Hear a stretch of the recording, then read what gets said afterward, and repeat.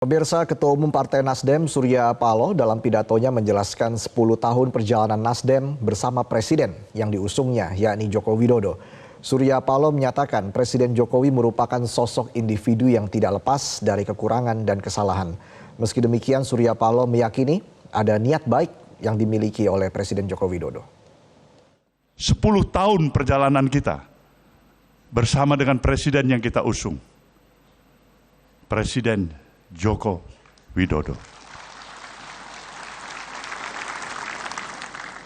Yang telah memberikan satu kesepakatan dan pemahaman di antara hubungan yang bisa saya sebutkan equal partnership antara pemerintahan yang dipimpin oleh Presiden Jokowi dengan institusi partai politik yang bernama Nasdem. Kita bebas bergerak, berbicara, mengeluarkan pendapat, sepakat dan kadang-kadang tidak sepakat.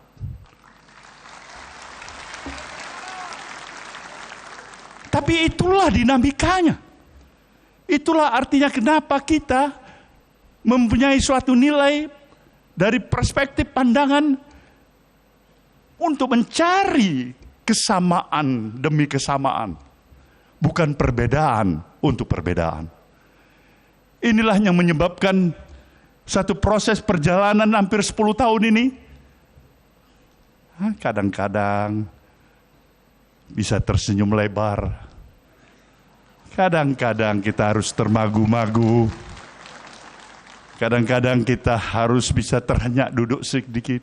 Memikirkan apa sebenarnya yang kurang dengan Nasdem ini.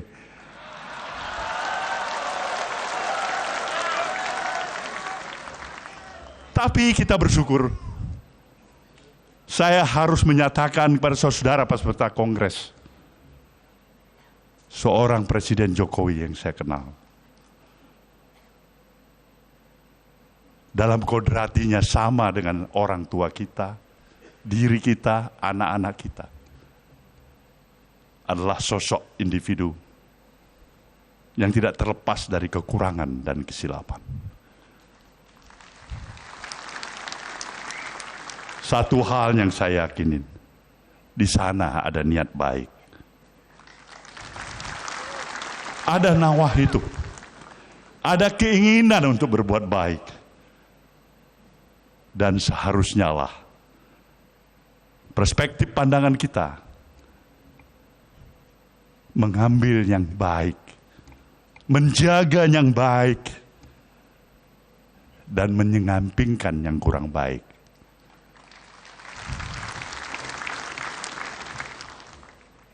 Kita harus berterima kasih Pak Jokowi. Anda telah memberikan banyak kepada Nasdem ini. Satu pembelajaran politik.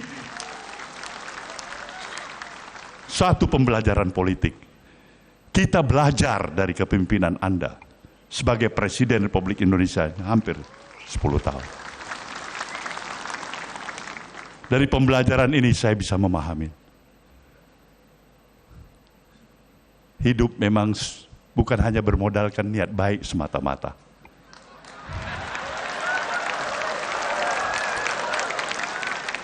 Niat baik, itu sewajarnya dan mestinya. Tapi juga harus ada strategi yang tepat. Begitu niat baik saja, tidak strategi yang tepat. Bung Bahlil bisa menjawabnya itu sebagai adik saya.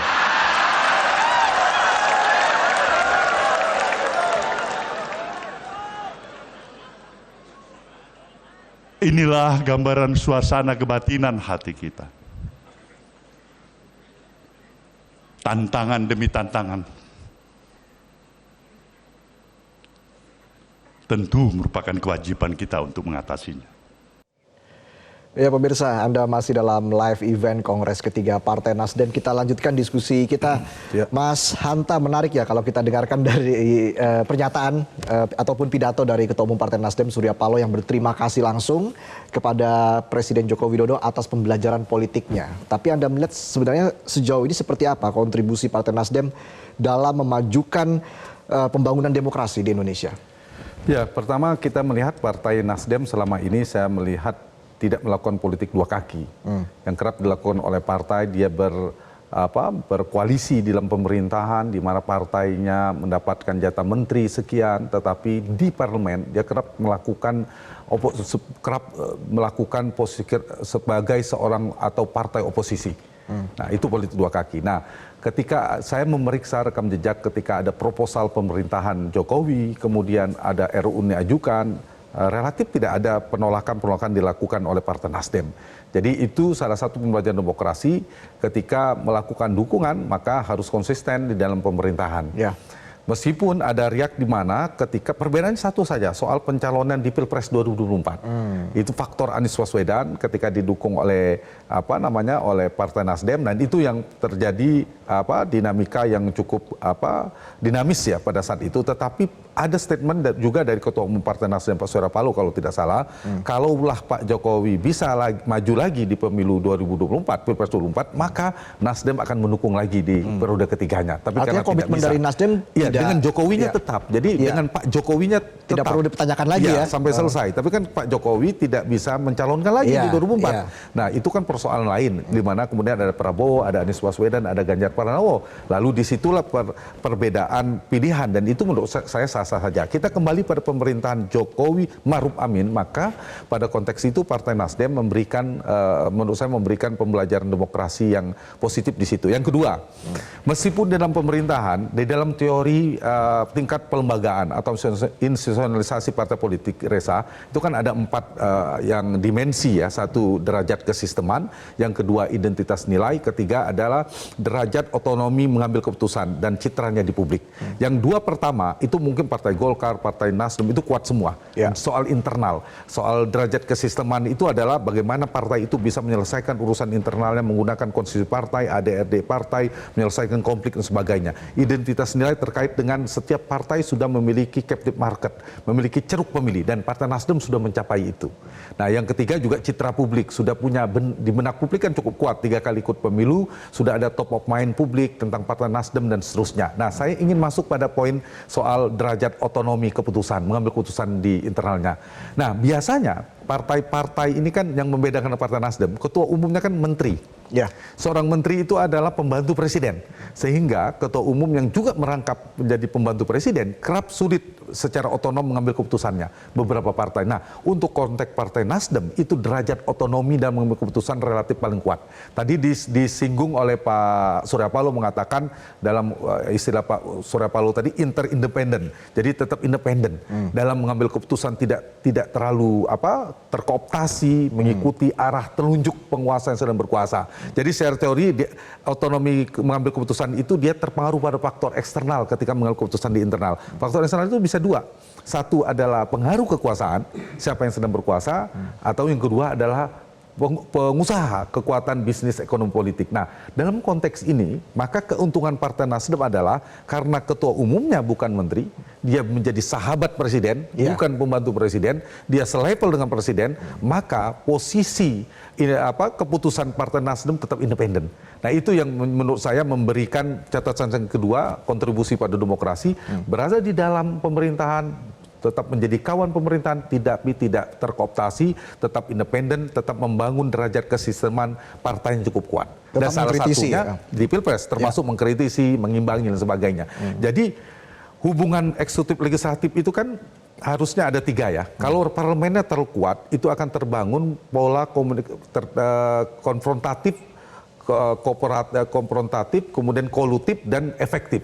Kalau parlemennya terlalu kuat, maka pola relasi kekuasaan eksekutif legislatifnya akan seperti kolutif, terlalu kuat. Di eksekutif. Semua menjadi stempel pemerintah saja. Karena semua sudah dukung pemerintah. Tapi kalau parlemennya terlalu kuat, seperti era Presiden Gus Dur dan sebagainya, itu presiden kerap terserimpung oleh manuver partai politik menjalankan politik 2 kaki yang saya istilahkan tadi di parlemen. Konfrontatif. Nah, demokrasi itu saya ingin masuk ke catatan ketiga, efektif. Dia sama-sama kuat ketika pemerintah sejalan menjalankan tugas konstitusionalnya sesuai dengan konstitusi, menjalankan amanat rakyat sesuai aspirasi rakyat, maka partai yang parlemen itu harus mendukung. Tapi begitu tidak, maka dia bisa mengkritisi. Nah, hubungan efektif itulah berangkat dari derajat keputusan tadi, otonomi dalam mengambil keputusan, dan Partai Nasdem saya kira meskipun dia berada dalam pemerintahan memberikan kontribusi demokrasi di poin yang ketiga yang saya sampaikan tadi, paling tidak bisa mengimbangi jalan pemerintahan, dan terbukti meskipun di dalam tapi kerap juga mengirimkan sindiran kritik kepada Pak Jokowi dan sebagainya. Itu kontribusi yang ketiga menurut saya. Apakah ini memang yang membuat hubungan antara Pak Jokowi dan juga Pak Surya semakin dekat secara batin ya, seperti itu orang ya? bersahabat itu kan kadang mohon maaf istilahnya, kalau bersahabat kan kadang harus ada berantemnya sedikit, harus ada perdebatannya. Nah itulah yang membuat saling kenal dan seterusnya, tidak sepenuhnya dinamika rumah tangga juga begitu, persahabatan dan sebagainya. Nah yang saya istilahkan tadi diawali dengan perjumpaan yang sangat mesra, di tengah-tengah ada dinamika, di akhir pemerintahan Pak Jokowi, relasi Pak Surya dan Pak Jokowi, relasi Partai Nasdem dan pemerintahan Jokowi itu husnul khotimah. Kan kurang dari 2 bulan, ini berakhir dengan baik. Berakhir dengan manis ya? Dengan manis. Jelajahi cara baru mendapatkan informasi. Download Metro TV Extend sekarang.